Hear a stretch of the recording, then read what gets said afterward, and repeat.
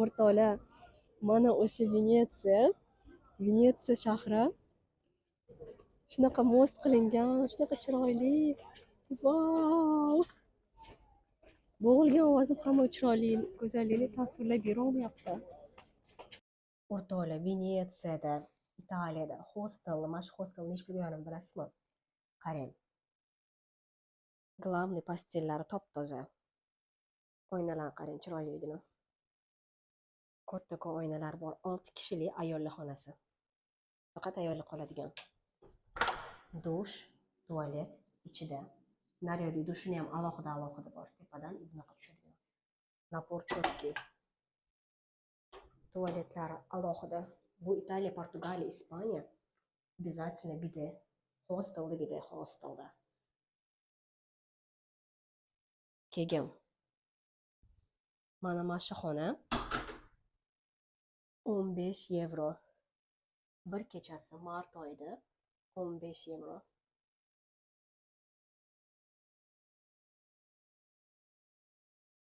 Italiya, Venetsiya. Yana zo'ri. Haftani har kuni qanaqadir bayram bo'larkan, eventli tadbirlar. Kecha masalan Monday, dushanba kuni karaoke kunlar bo'lgan. Har xil o'yinlar, karaokelar qilib juda zo'rda. Mestre, ya'ni Venetsiya oroldan poyezdda 1,5 yevroga 10 minut yetib olasiz. 10 minut. Zato arzon joyda turasiz. Venetsiyada turmagan bo'lardim, chunki yoqda zina hamma yoqda. Hamma chemodanlar bilan yuribdi. Mana shu to'g'rida vokzal, orqa tarafda 2 minutlik yo'lda men qolgan hostel joylashgan, ana shu yerda 2 minutlik yo'lda. Demak, mana shu vokzaldan poyezdga o'tirib 10 daqiqa ichida attiga 1,5 yevroga Venetsiya oroliga yetib olsa bo'ladi. Venetsiya orolida joylar qolmaganda birinchidan va u yoqda qimmat edi. O'rtoqlar, Venice Mestre degan joyga qoldim. Mana shu yoqdan Venetsiyagacha 1,5 yevroga yetib olsa bo'ladi. Bu yoqda masalan olsangiz bo'ladi primoy biletlarni ofisdan yoki mana shu mashinkadan ham olsangiz bo'ladi 1,5 yevroga. Esingizda bo'lsa, men Mestredagi hostelda 15 yevroga qoldim. Venetsiya oroliga poyezdlar juda tez qatnar ekan. Poyezdda ichida juda ham akkuratli. Venetsiyaga ketish yo'li примерно 10-15 minut ekan poyezdda. Ovozim bo'g'ilib qolgan, o'shancha pastga gapiryapman. Lekin juda ham yengil, menga yoqyapti poyezd ham, lekin vaqtida kelmadi. Germaniyaga o'xshab vaqtida kelmadi. O'rtoqlar, ko'ryapsizlar, Venetsiyaga ketish yo'llari shundoq. Boshlangan o'sha orol, suvlar boshlangan. Hali yetib bormagan bo'lsa ham juda ham zo'r va qiziqarli. O'zim shunaqangi xursand bo'lib ketyapman, chunki men faqatgina kino yetib o'sha kinolarda rasmlarda ko'radigan shahrimga suvlar ortiga ketyapman. O'rtoqlar, qaranglar, boshlandi. Vau! Katerli kichkina lodkalar turibdi ja.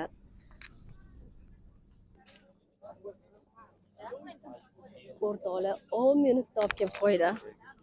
10 minutda keldik.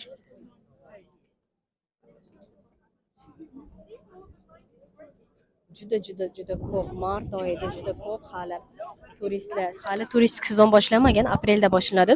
Lekin shunga qaramasdan odam juda ko'p. Voy. Baqiraman. Baqira olmayman. Ovozim yopiq. Vau! O'rtoqlar, qaranglar. Venetsiya,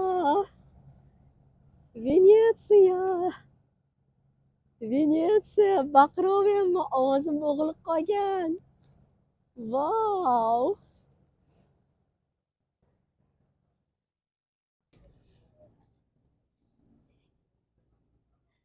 Baxt ko'z yoshlari baxt, chunki men buni faqat rasmda ko'rardim. Men uchun ushalmas narsa edi bu, ushalmas.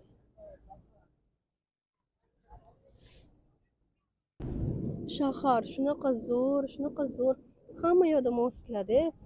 Endi most yo'q joylar ham bor, ularga hali kelmadim. Lekin most. Ko'ryapsiz-a? Velosiped, kolyaskalar uchun joy. Rechka va tepaga chiqish. Mart oyi 8 daraja. shamol bor, lekin shapka baribir kiyish kerak shamollamaslik uchun. Qarang chiroyliligini, qarang.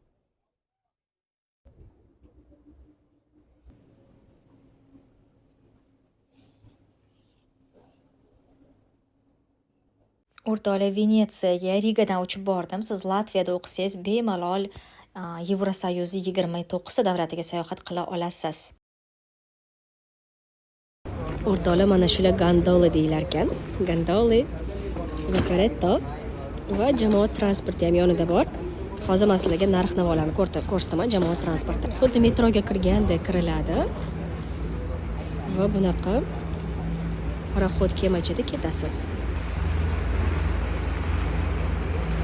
Narxlarni ko'ramiz endi. Qarang chiroyliligini o'rtoqlar, Venetsiyada jamoat transporti ham bor. Jamoat transportida kirsa bo'ladi. Narxini ham hozir surishtirib o'rganib ko'raman. O'rtoqlar, ko'ryapsizlar? Qarang, imенно suvda ishlatadigan tiketlar narxini. 2 kunlikni masalan narxini qarayman. 2 kunlik Venetsiyada today ticket. Narxi qarang, 35 yevro. 2 kun ishlatasiz. Masalan, men uchun juda qimmat, lekin peshkom aylanganim yaxshi. 3 kun, 7 kun ordinary water, prostoy sud water 950 deyapti. Oh my god. Bilmadim nima bir qancha soat kiradi, hali o'rganmadim. 9.5 ming arzoni. Daily pass Venice 25 yevro kun bo'yiga ekan. Qimmat. Voshcha. I tried so hard and got so far, but in the end, it doesn't even matter. I had to fall to lose it all, but in the end, it doesn't even matter. I tried so hard. Venetsiyani bemalol qimmat shahar desa bo'ladi, chunki elementarni tualetni o'zi 1,5 yevro. Eng qimmat tualet ko'rganim 1,5. O'girvoli 18-mart, havo 8-9 daraja. Venetsiyaga kelsangiz, mart oyida kelmang, qimmat bo'lsa ham yozda keling, aprel, mayda, chunki Venetsiya baribir suvning ustida-yu zax, ko'chalari zax bo'ladi. Ham shamollagan holimda qaytib ketaman hozir hostelimga. Va tor ko'chalar bo'lgan joyda qarab ketyapman, mana ko'ring. Mana shunaqa joylarda uyda odamlar yashasa, qanaqa qilib bu yoq isitishadi, qanaqasiga issiq joy bo'ladi. Ya'ni quyosh chiqmaydi, отопление yo'q. Ya'ni bunaqa qimmat shahar aholisi qanaqa yashaydi? Va ko'ryapsiz, naryoda уже suv naryoda. Birgalikda suvga ketyapmiz. Eng chiroyli joyga va ana gustonaселённый, оживленный rayon, jonlangan rayon. Ko'ryapsiz, quyosh tushyapti уже. Restoran.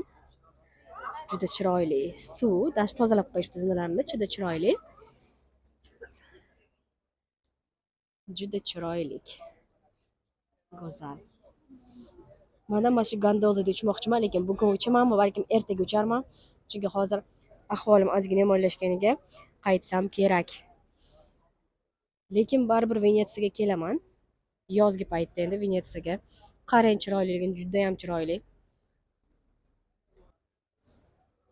Buni qarang chiroyliligini. I tried so hard and got so far, but in the end, it doesn't even matter. I had to fall to lose it all. O'rtoqlar, hattoki tez yordam mashinasi suvda yuradi. Qarang. So hard and got so far, but in the end. Mutlaqo Italiya menga qimmatli qildi. 249 masalan olmalar narxi. Banali 149. Apelsin juda mazali, apelsin zo'r 3 yevro kilosi. Gap yo'q, limonli 249 edi masalan. Makaronlar 69 sent. Sariyoli 2 yevro. skitkada. Sirlar 1,69 eng arzoni, tuxum konkretni qimmat edi, ya'ni 2 euro. Spagetti yeb ko'rdim, lekin hind yemagini ham yeyman, yaxshi ko'raman. Keyin emasga tushuntirib beraman, bu hind yemeği qanaqaligini. Assalomu alaykum. Menimcha bunaqa formatda hali video qilmaganman, ya'ni sayohatim haqida aytib berish va sayohatimni qanaqa rejalashtirgani va nimalar bo'lgani haqida. Birinchi bo'lsa kerak, sayohat haqida qilganim Venetsiyani nimagadir qilishga qaror qildim. Birinchi Venetsiyaga kasal holatda borganimni aytib beraman. Kasal holatda shamollagan holatimda 3 kun oldin shamollab qoldim. Nimaga bilmadim. U mart oyi edi, 2025-yil. Martda shamolladim 3 kun oldin. Aeroportga bordim. Isitmam chiqib yotibdi. Hamma narsa qildim tuzalish uchun. Dorilarimni olganman va aeroportda mazam qochishni boshladi. Hali samolyotga chiqmaganman. Samolyot 1 soatdan keyin uchish kerak. Men onamga telefon qildim, o'rtog'imga, do'stimga telefon qildim. Maslahatlash uchun-da qaror qabul qila olmay qoldim. Qaytib ketmoqchi bo'ldim hattoki. Eng qizig'i onamga telefon qilsam, "Oyijon, assalomu alaykum, bazam yo'q, Italiyaga ketyapman, atmen qilmoqchiman, uyga bormoqchiman, ovozim bo'g'ilib qoldi" deyapman-da. Tuzalib ketasan, boraver deyaptilar. Onam boraver deyaptilar. "Oyijon, bazam yo'q, tobog'im bo'g'ilib qolgan, zo'r o'tiraman, titrab ketyapman" deyapman-da. Mazam yo'q, shunday ketib qolay deb o'tiribman. Nima qilay deyapman. 10 kunga pul to'lab qo'yganman hostellarga, bilet olganman tуда обратно. Nima qilay, pul расход qilganman deyapti. Mazam yo'q deyapman. Boraver deyaptilar-da. Mazam yo'q deb anaqa qilganimdan keyin, mayli uyingga qaytib bora qol dedilar-da. Keyin yana 4 oy qildim. O'rtog'im aytyapti, "Voy, nima, sen og'ir kasal emassan-ku, o'lija unaqa shamollash, oddiy shamollash, bor aylanib ketib qolasan." Ona xuddi shunaqa, "Bor, havo almashtirib kelasan. Latviya zaxchoyda o'tirma, Italiyaga issiqqina joyga borib, quyosh ko'rib kel, yaxshi bo'lasan" dedi onam ham. O'sha o'rtog'im ham shunaqa dedi. Keyin o'tirib, bo'pti dedim-da, kuchimni to'plab bordim, samolyotga chiqdim. Lekin samolyotda mazam konkretni qochdi.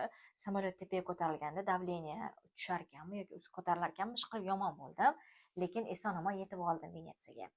Demak, Venetsiyada qoldim, 2 kecha qoldim. Hostelni ko'rdinglar, 16 euro edi. Endi Venetsiyaga qanchaga uchib borganimni aytasizlar. Men hamma sayohatlarimni mana Excelda planini qilaman birinchi va qaytganimdan keyin hamma rasxodlarimni yozaman. Transportga shuncha ketdi, yeb ichishimga shuncha ketdi, bo'larvos narsaga shuncha ketdi yozaman va accommodation uxlaydigan joyimga, hostellarga shuncha ketdi deb ajratib chiqaman. Videoni oxirida общий nesh pul rasxod qilganimni aytib beraman. O'shaning uchun oxirigacha ko'ringlar. Ana oxirgi sekunda aytmayman. Oxirigacha ko'rsanglar, hozir o'zida like bosinglar, like, podpiska, kommentariy yozinglar. Shunaqa sayohat format videolar yoqyaptimi yo'qmi? Men davom ettiraman. Borganlarimni sayohatlar olaman. Lekin o'tgan sayohatlarim уже o'tib ketdi. Ularni story time qilib sizlarga aytib beryapman, esimda bo'lgan narsalarni muhrlab qolish uchun. Xo'p, endi Venetsiyada men 16 euro to'ladim. 2 euro tax, garaj city tax bor. Shahar boji, любой shahar to'laysiz. Qarang, Venetsiyani agar orolni o'zida qolganimda 5 euro to'lardim bir kechaga city tax, lekin men Mestre degan joyda qoldim. Videoda ko'rdingiz. Oroldan 10 minut uzoqlikda poyezdda 1,5 euroga borib oldim. 2 euro o'sha yerda Mestrega to'ladim city tax kuniga va 16 euro anaqa ish qilib 18 euro bir kechaga ketdi. 2 kechaga 36 ketdi Venetsiyada yotib qolishimga. Narx-navoli qimmat edi Venetsiyada. Butun Italiyada, full Italiyada produkti, pitaniya qimmat edi. Xuddiki menga tuyuldiki, Italiya faqat turizm bilan yashayapti va turizm juda rivojlangan. Endi men turistik shaharlarda bo'ldimda, kichkina shaharlar ham bor. 4 ta shaharga bordim. Venetsiyaga men 3 marta reja qilgan edim. Boshida kelganimdan beri 2023-yil reja qilganman, borish 24 reja qilganman va mana 25-yil bordim. Va borishimdan oldin Venetsiyaga yana ketayotganda shamollab qoldim. Demak, 10 kun bo'ldim. 10 kun Venetsiya emas, 10 kun Italiyaga bordim, 10 kun.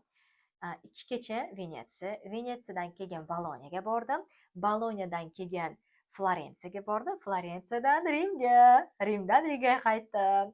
Demaysiz, agar sizda Latviyani ID kartasi bo'lsa, mana o'sha ID kartam, mana sevimli ID kartam, mana shunaqa Latviya ID kartasi bo'lsa sizda, shunaqa ID karta bilan siz bemalol Yevropani istalgan davlatlarga chiqasiz. Venetsiya, Italiya, Portugaliya, Ispaniya, mana hamma xohlagan davlatlarga chiqib sayohat qila olasiz. Soqqa bo'lsa bo'ldi. Soqqani qancha ketganini aytaman, 10 kun Italiyaga oxirigacha ko'ringlar.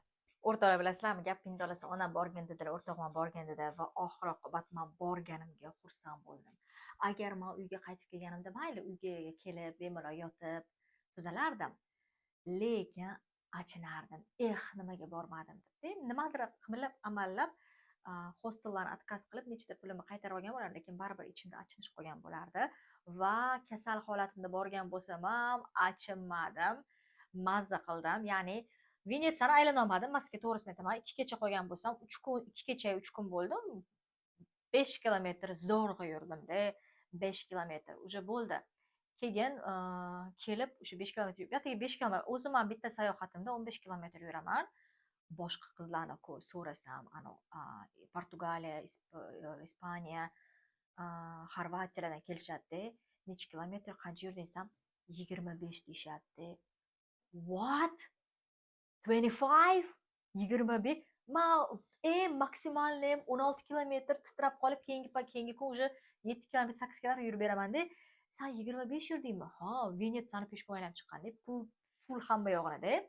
O'zi uni peshkom aylanib chiqish uchun haqiqatdan 25 kilometr yurishingiz kerak yoki 25 yevro kuniga bilet sotib olishingiz kerak o'sha передвигаться qilish uchun, shahar ichida suv transportidan foydalanish uchun. O'shanaqa Venetsiya haqida ham gaplar ko'p. Venetsiya zax joyida, sovuq joyida va martda borish kerak emas ekan u yoqqa. Qimmatroq bo'lsa ham, mart arzon deb martda bordim Italiyaga. Qimmatroq bo'lsa ham aprel, may borish kerak. Yozda bormang Italiyaga, mazasi qochib qoladi, davleniyasi ochib. Avgust, iyul, iyunda borish menimcha xato. Shu o'sha masalan Rigada yashasangiz, aprelda borishingiz kerak, sentyabr, oktyabr, noyabr ham borsangiz bo'ladi. O'sha dekabrdan o'sha u yog'i sovuq. Keyinchi agar qishda boradigan bo'lsangiz, umuman Italiya, Ispaniya, Portugaliyada isitish tizimi yo'q. U yerda umuman isitishmaydi. Shaharni uylarni isitishmaydi va hostelda ham xuddi shu ahvol. Konditsionerni ham ekonom qilib yoqishadi, chunki elektrичество qolib ketib qoladi. Shunaqa holat. Bizda masalan Latviyada sovuq joy-ku, u yerda kvartiralar ham sovuqda, uylar ham sovuqda. Chunki men kommentariyalarni o'qidim, Italiyada o'qiydigan o'rtog'im ham bor, do'stim. Uni uyiga ham borsam, uni ham uyi sovuq zax. Men o'z uyimga shukur qilib ketdim. Отопление bizda zo'r ishlaydi. Konkretno qimmat, endi 30 yevro keladi mana 20 kvadratimga. Venetsiyadan chetlashib ketdik. Xo'p, Venetsiyaga qaytamiz. Xo'p, Venetsiyada 2 kecha qoldim. Endi o'rtoqlar, keyin Venetsiyadan chiqib, men Florensiyaga bordim. Florensiyaga poyezdda bordim. Ko'rgan bo'lsangiz, zabastovka bo'lgan. O'zbekchasi esimdan chiqib qoldi, zabastovka. Ha, oyligi ko'tar deyshadi-yu, but ko'tarish. O'shanaqa qilishibdi va o'shanga aniq bir vaqtiga poyezdlar atmay bo'lgan. Keyin men ham kechki payt ketdim, Boloniyaga ketdim. Florensiyaga emas, uzr. Venetsiyadan chiqib Boloniyaga ketdim, chunki mana Venetsiya bu yerda, Boloniya, keyin Florensiya, keyin Rim pastda. Keyin men bilasizlar, Venetsiyaga nechta pulga uchib bordim? Venetsiyaga 15 yevroga uchib bordim. Rigadan 15 yevroga. Bu haqiqatdan shunaqa narxlar aldamayapman. Realni shunaqa 15 yevroga siz uchib bora olasiz. Men Venetsiyaga 15 yevroga uchib bordim. 18 yevroga qoldim bir kecha va mazza qilib sayohat qildim. Keyin Boloniyaga bordim. Boloniyani deyarli aylana olmadim. Boloniyada men Italiyada o'qiydigan do'stim Akbar bilan video qildik, intervyular oldik. Ular Italiyaga grantga topshirib beradilar sizni va men Latviya grantini описаниеda qoldiraman videosini. Olganimdan keyin qoldiraman, hali olmadim. Latviya granti magistratura uchun ham bor. Ular Italiya grantiga topshiradilar. Boloniyada faqat shu ish qildim. Yotdim faqat, tuzalish uchun yolg'onxo'rda qilib yotdim va kuchim bo'lganda chiqib intervyu oldik. Keyin Boloniyada 2 kecha qolib, anaqaga bordim, Florensiyaga bordim. Birinchi marta bunaqa narsaga uchrashim zabastovkasi tufayli. Italiyadagi zabastovkalarda hamma soat 5 gacha bo'lgan, poyezdlar, reyslar atmay bo'lgan. Hozir joy bo'lmasa ham hammaga bitta poyezddan soturishganda, odamlar yerda o'tirib ketyapti. Shokdaman.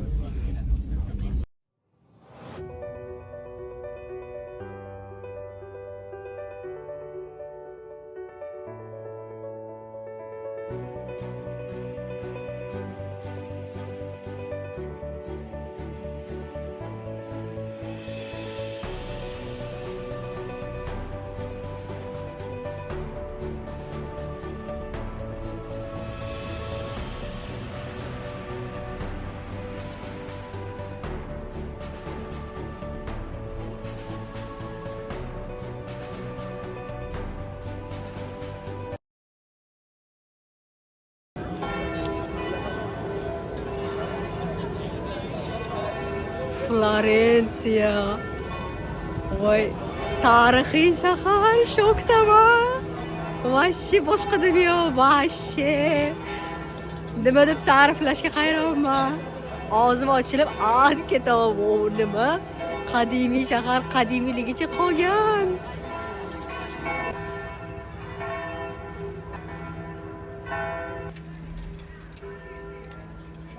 O'rtoqlar, Florensiyani ko'chalarini qarab to'ymayapman. Shokdaman, shunaqa qiziqarli, tarixiy shahar bo'ladimi? Sanatsal shahar. Buni qarang. Ko'chada shunaqa eksponat deyil turibdi. Wow.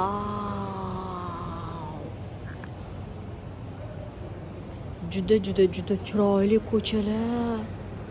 Juda qiziqarli.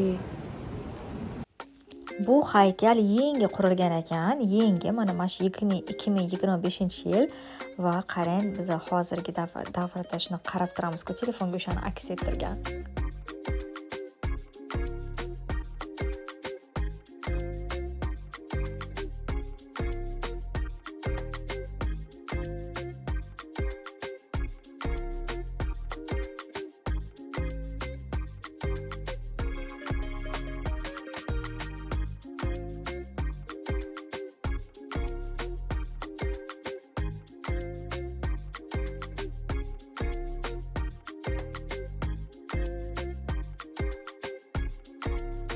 Instagramga Florensiya haqidagi videolarimni qo'yganimda hamma so'ragan, "Voy, nimaga bunaqa haykallar, nega unaqa kiyimsiz, nimaga unaqa?" Florensiyada mana shu yerda именно muzey под открытым небом, ya'ni tekin muzey va mana bu yerda skulpturalar va yana mashhur David skulpturasi ham bor, Michelangelo yasagan. Endi muzey ichida originali, tashqarisida uni anaqasini qilishgan, kopiyasini. Nimaga unaqa kiyimsiz? Antik va Yunon Rim san'atidan ilhomlanishgan. Renessans davrida Florensiyadagi o'sha san'atkorlar Michelangelo, Leonardo da Vinci va u davrlarda inson tanasi ideal shaklda, ko'pincha kiyimsiz holda tasvirlashgan. Chunki bu tabiatning mukammalligi sifatida ko'rilgan Renessans davrida va inson tanasini shunaqa qilib ulug'lashgan. Florensiyalik rassomlar, haykaltaroshlar inson tanasini san'atda eng oliy ilhomi deb hisoblashgan ekan. Masalan, Michelangeloning mashhur David haykali bu jasorat, kuch va ideal erkak tanasining ramzi sifatida kiyimsiz yaratilgan. Renessans, ya'ni epoxa возрождения davrida inson markazga qo'yilgan. Bu g'oyani gumanizm deb atashgan, humanizm. Inson tanasi ilohiy bir mo'jiza deb ko'rilgan va uni yashirish emas, balki ochiqchasiga tasvirlash san'at. Masalan, kirishi bepul bo'lgan Santa Maria sabori juda tashqarisidan chiroyli. Men kirolmadim, chunki buni navbatdagina kutguncha 40 daqiqa kutish kerak ekan va yomg'ir yog'uvdi, o'shaning uchun men buni ichiga kirmadim. Lekin siz o'sha borganingizda обязательно albatta kirib ko'ring. Skulptura oldida turibman. The Watcher degan qarab, nablюдатель qarab ko'ring skulpturaga. Oldi tarafiga o'tamiz. Mana. Uni qarawotganda, mana qarawotgan. Hamma joyga qaramayman sizda. Skulptura Florensiyada, Italiyada. Florensiya, Italiya, yomg'ir. O'rtoqlar, men sayohatda tripodimni ko'tarib olib shunaqa tepalikka chiqaman, ya'ni tepalikka chiqdim. Florensiyada bir tepalik bor, смотровая площадка va butun Florensiyani siz ko'rasiz. Tepalikdan va chiroyli rasmlar qilsangiz bo'ladi. Смотровая площадкаga chiqdim. Florensiyada ancha tepaga chiqish kerak, ancha shunaqa qilib chiqdim Florensiyaga, tepani shahar ko'rishga qarang.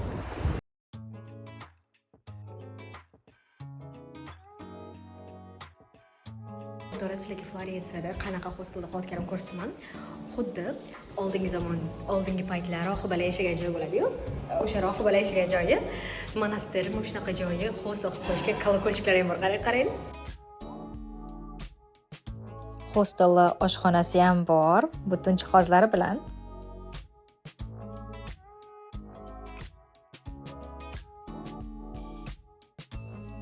Zinalari cheksiz tepaga chiqarish kerak, tepa. Zinalardan chiqarish kerak, zinalardan. Mana. Voy, birinchi marta hostel qolishim. 21 yevro. Bir kechasi 21 yevro mart oyida. Sizga endi xonani ko'rsataman. Ketdik. Florensiyada 21 yevroga qanaqa xona? Удобныйлigi двухэтажный кроватli emas. Kasalxonaga o'xshaydi, lekin qulay. Oynalar ham saqlab qolgan eskicha.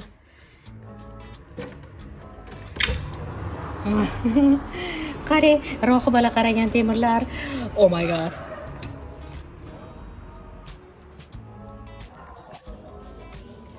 €21 bir kishilik xona Florensiyada. Juda qimmat shahar, Italiyani san'at shahri. Florensiyaga bordim. Florensiyaga avtobusda bordim. Vokzalga o'tirib, 3 soatdami, 2 soatmi esimda yo'q. Hozir mas ketaman necha pulga borganimni. Unga 18 mi 15 yevroga bordim-da, даже aytishim joyida 18-15 yevroga bordim. Florensiyaga borishingiz shart. Venetsiya, Florensiya bu shart, must have joylar. Mana hozir videolarimda ko'rdingiz qanaqaligini Florensiyani. Juda chiroyli. Anaqa shahri, san'at shahri. Tabiiyki u yoqda Florensiyada nimaga kiyimsiz odamlar deysiz, nima bu holat, nima bu ahvol deysiz. Bu Florensiyada nimaga o'sha paytda kiyimsiz bo'lgan? Epoxa Возрождения o'rtoqlar. Demak, Florensiyada san'at shahri, juda muzeylari ko'p. Muzeylariga navbatlar ham katta. Siz muzeylariga ham kirib ko'rishingiz shart. Uni saborlari, ko'chalari chiroyli. Siz ko'chalarda o'zi yursangiz, muzeyda yurgandek bo'lasiz. Shuning uchun ham Florensiyaga borishingiz shart va kamida 2 kecha qoling. 2 kecha qolganingizda 3 kun aylangan bo'lasiz. Ya'ni faqat Italiyani Rimga o'ziga borib, Italiyaga galchka qo'yish xato deb o'ylayman. Chunki men yana boraman, chunki Venetsiyani aylanolmadim kasalligim uchun. Florensiyaga muzeylarga kira olmadim. Ya'ni Italiyaga borganingizda kelgan alohida kichkina shaharlarga borib, uni plyajlari, Ko'm-ko'k dengizlariga ham kirib ko'rish kerak-da. Shu ancha juda go'zal o'sha taraflar. Xo'p, Florensiyada 2 kecha qoldim. Qancha to'ladim Florensiyaga? Hostel videosini ko'rgan bo'lsangiz kerak. Ajoyib hostelda qoldim. Juda ham g'ayrioddiy, boshqacha hostelda. Xuddi oldi monashkalar yashagan joyku, shunaqa joyda qoldim-da. Demak, Florensiyada men hostelga qancha to'ladim? 21 yevro to'ladim. 21 yevro bir kechaga to'ladim. 2 kecha qoldim. 42 yevro to'labman. Demak, Santa Monaco Florensiya degan joyda qoldim. Keyin men Florensiyadan poyezdda emas, avtobusda Rimga bordim. Avtobusning biletini necha pulga olibman? 15 yevroga olibman. Avtobusning biletini 15 yevroga olib Rimga bordim. Rimda men 3 kecha qoldim, chunki Rimni men har bir sayohatimda Google'ga qarayman, so'rayman. Mana shu shaharni, deylik Rim yoki Berlinni necha kun aylanish kerak, menga necha kun yetadi va menga Google to'g'ri chiqaradi. Siz xohlasangiz ChatGPTdan ham so'rasangiz bo'ladi. Googledan shunaqa so'raganimda menga javob beradi. Shu shaharni shuncha aylan, Florensiyaga 3 kundan kam aylanma, ulgurmaysan dedi va to'g'ri aytgan. Venetsiyaga ham 2 kundan kam aylanma degan. Shunaqa men shunaqa savetlar olib, Google bilan birga ishlab qilaman shu ishlarni. Sayohatimni Rimda men 3 kecha-yu 4 kun qoldim. 3 kecha qoldim, 3 kun uxladim-da, 4 kun aylandim. Rimni ham mazza qildim. Rimni ham ko'rsangiz, Kolizeyga kirdim 18 yevroga, juda zo'r.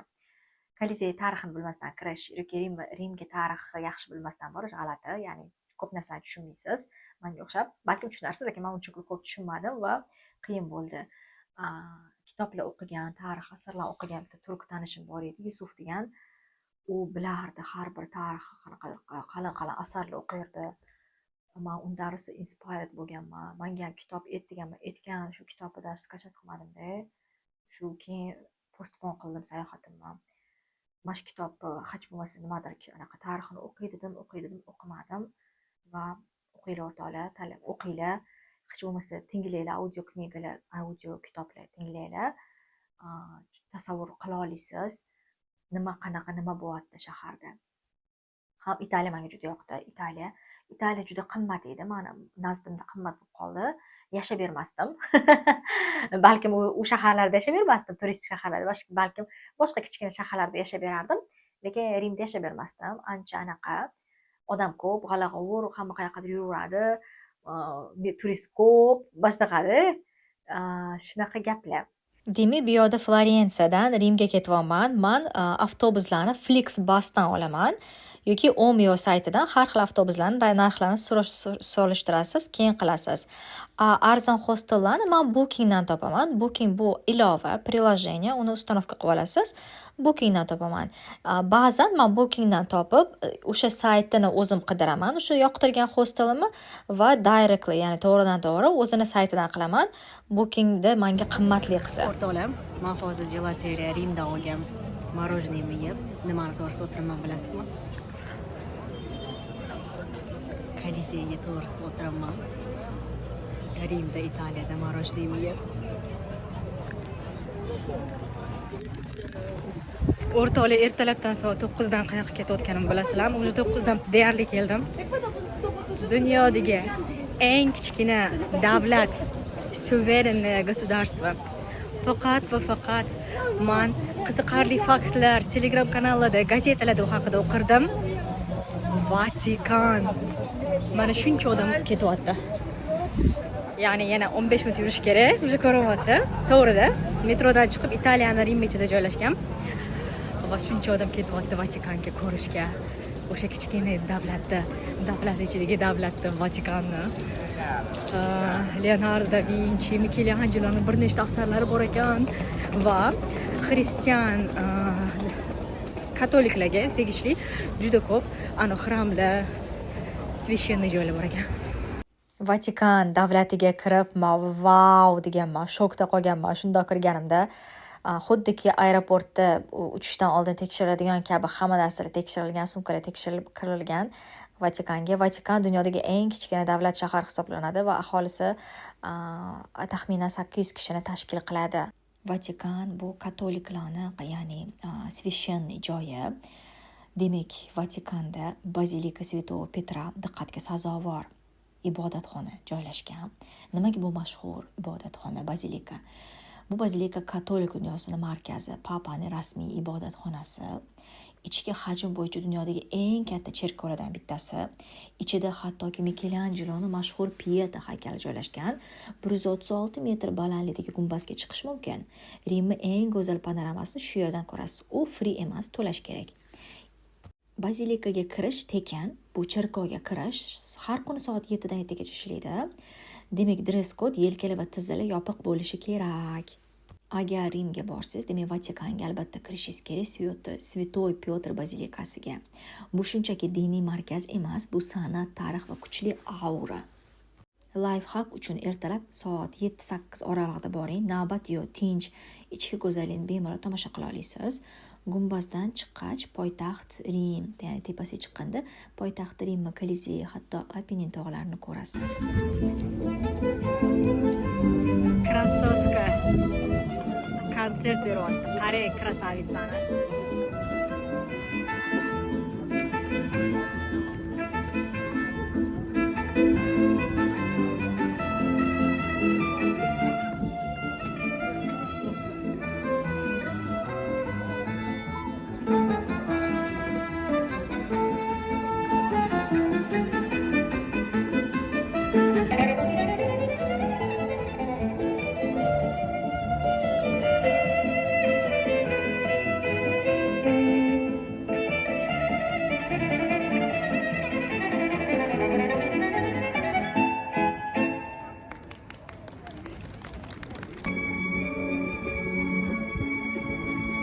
Italiya Rimga albatta boring, shahar bo'ylab piyoda yuring, lekin shahar juda katta.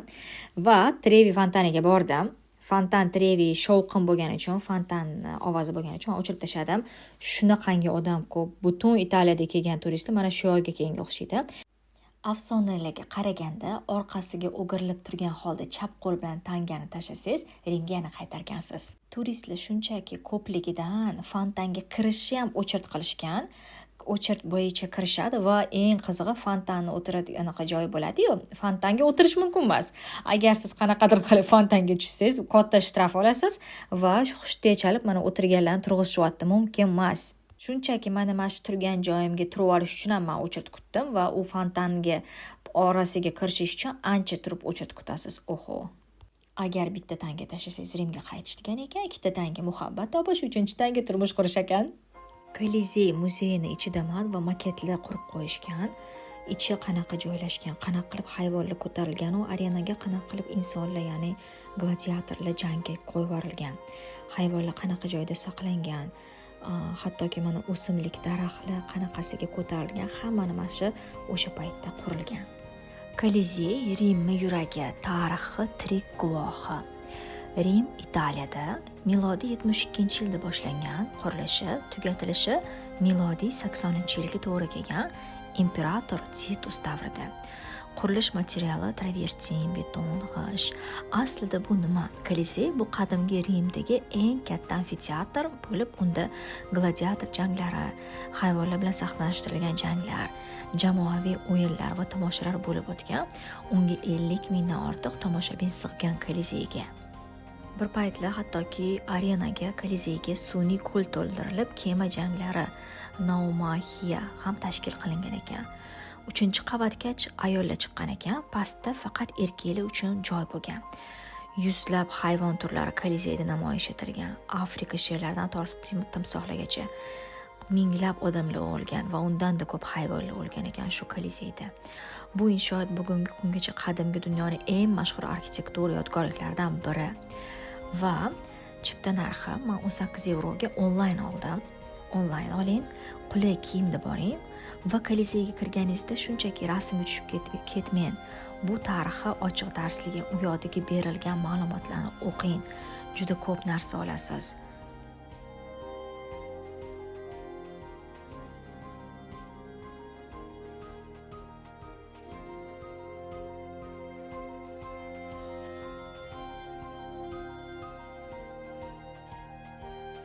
Kolizeyga borganingizda ko'rasizki, siz mana o'rtada turibsizki, shunaqangi zo'r ko'rinadi, manzara nima bo'layotgani. Mana shu o'rtada turgan joyingizdan butun voqealikka ko'rasiz. Kolizey shunaqangi to'g'ri qurilganki, hamma nuqtasidan bir xil obzor ko'rinadi.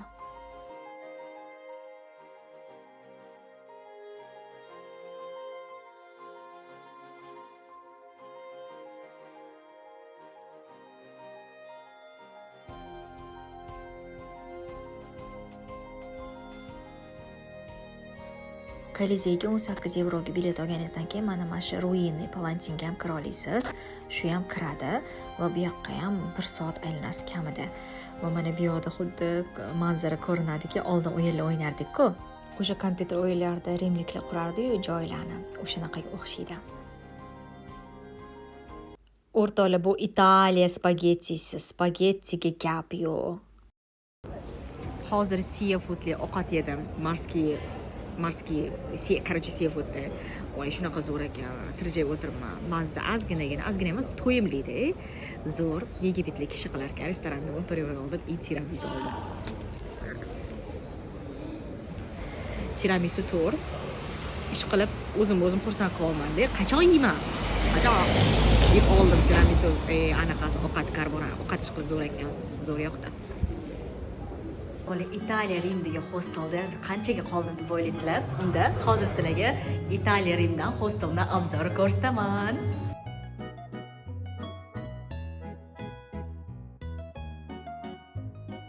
Bunaqa qulay oshxonasi ham bor, faqat narsa pishirib bo'lmaydi, narsa isitasiz, yuvasiz, idish tovalari, xolodilnik, o'tirishga qulay joyi ham bor. Endi ketdik. Mazkur xonani ko'rsataman. O'rtoq xonadan oldin dush ko'rishim kerak. Koridorlarni juda ham akkuratni. Eng qolgan hostellarimni yaxshilaridan deb ayta olaman. Hojatxonasi juda ham top-toza. Erkak bide ham bor. Ispaniya, Portugaliya, Italiyada bide must have narsa. Juda bideni yaxshi ko'rishadi. Dushlari top-toza. Xonani ko'rsatishga ketdik. Xo'p, koridorda xonaga o'tamiz. Kartochka bilan ochiladi. Xonani karta bilan yopamiz. Otel deyapman-ku. Hostelning eng qulay tarafi bu hostelda двухэтажный kravatlar emas. Bu juda qulay va mart oyida men bu joyga bitta kravat uchun to'ladim 27 yevro. Bookingdan topdim, lekin men to'g'ridan-to'g'ri o'tib saytdan, ya'ni 27 yevroga qildim. Bookingda 35 yevro edi. Mana shu joy bitta kravat. O'rtoqlar, Italiya Rimda sizga qanaqa? Qolarmidingiz shu hostelda? Va bundan tashqari bu yoni городской налоги, city tax ham bor, ya'ni shahar boji kuniga 5 yevrodan. Javobingizni qoldiring, follow qiling, podpiska qiling. Yo'qotib qo'ymaslik uchun saqlayib qo'ying. Описаниеda nomini qoldirganman.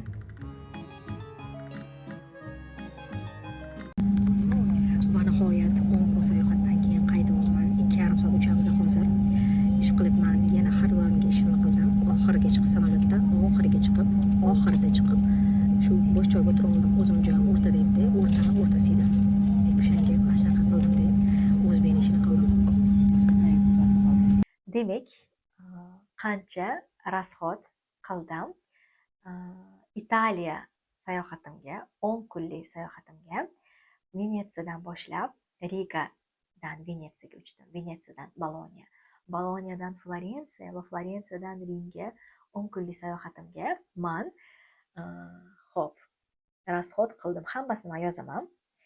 Transportga men rasxod qildim. Transport deganda qaytish bileti, tuda bilet, ichki avtobuslar, shaharma-shaharga yurish, hamma transportimga total. Demak, jami 145 yevro, bu faqat transportga. Endi men rasxod qildim. Hostellarga rasxod qildim. 181 yevro. Venetsiyada 2 kecha qolganim, Florensiyada 2 kecha va Rimda 3 kecha 27 yevrodan qolganim. Va men Kolizeyga kirdim 18 yevro. Keyin ovqatga men ishlatdim 165 yevro. Bu yerda hind yemeklarini yedim, turk yemeği yedim, menimcha morojnilar olganlarim, produktlar sotib olib nonushtalar tayyorlaganim, nonushta o'zim tayyorlayman doim. Ba'zan ujinlar qilganim, ujinlarni o'zim tayyorlayman. Spagettilar olganman, seafoodli ko'rdingiz videoda. Har o'sha narsalar yeganlarim hammasi 160 yevro ketdi 10 kunga. 165 yevro. Keyin har balo olganlarim, balobattar bu degani nima, ikkita sumka oldim. 25 necha bo'lgan 30 yevro olganman oldin shekilli ikkita sumkani. Ikkita sumka oldim. O'sha balobattar nima olganim esimda yo'q. 46 tiket qizimman. Va Italiyaga umumiy rasxodim menda bo'ldi 10 kunga. Diqqatlashdinglar. 556 yevro. Siz bundan ham kam ishlata olasiz yoki bundan ko'p ishlata olasiz. Qanaqa rasxod qilishingiz, qayerda qolishingiz, nima yeyishingizga bog'liq va balobattarlarga rasxod qilasizmi, yo'qmi? Sumkani olasizmi, menga o'xshab yo'qmi? Italiya o'zini charmi bilan mashhur. Charmi bilan va butun hindlar hamma Italiya sumkasi sotadi. O'sha Italiya sumkasiga oshiq bo'lib bitta ushladim, oldim keyin. Sayohatda bitta narsamda ushladingizmi? O'sha narsani olib qo'yish xavfi bor-da. Xavfi bor o'shanga. Balkim siz 500, balkim 800 rasxod qilarsiz, lekin menimcha bu juda zo'r narxga aylangan va 556 yevroga 10 kun to'rtta shahar Italiyada. Lekin ekonom qildim. Ancha ekonom qilganimda ham shunaqa bo'ldi. Yo'q, bu safar uncha ekonom qilmadim. Boshqa sayohatlarimda men doim hostelda ovqat pishirardim, tashqaridan yemish olmasdim. Bu safar kasal bo'lganimga oldim o'zimga va spagettilar bilan o'zimni xursand qildim. Shunaqa gaplar. O'rtoqlar yoqqan bo'lsa, bu sayohatim haqidagi kontent etinglar, ranglar qanaqa yoqyaptimi yo'qmi? Kommentga yozinglar, kommentariyaga anaqa qo'yinglar, tag'in kommentariy yozinglar. Keyin like bosinglar. Ranglarni o'zgartiringlar. Like bosinglar, xursand bo'laman. Hamma narsani aytdim, lekin bari aytilmagan narsalar qolib ketdi. Xayr.